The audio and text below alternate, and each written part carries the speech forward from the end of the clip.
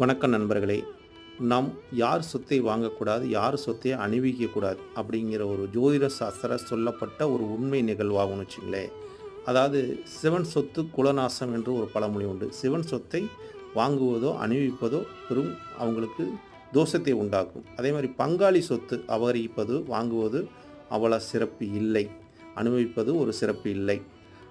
பிராமணர்கள் சொத்தும் இதுவும் ஒரு சிறப்பை தராது, தோஷத்தை கொடுக்கும். அப்போ பிள்ளைகள் இல்லாதவர்கள், அதாவது குழந்தை இல்லாதவர்களோட சொத்தை அனுபவிப்பது ஒரு தோஷத்தை தரும். அதே மாதிரி அபகரித்து திருட்டுத்தனமாக சொத்து சேர்த்தி அதையும் நம்ம அனுபவித்தா கூட நமக்கு இது தோஷத்தை கொடுக்கும் நண்பர்களே.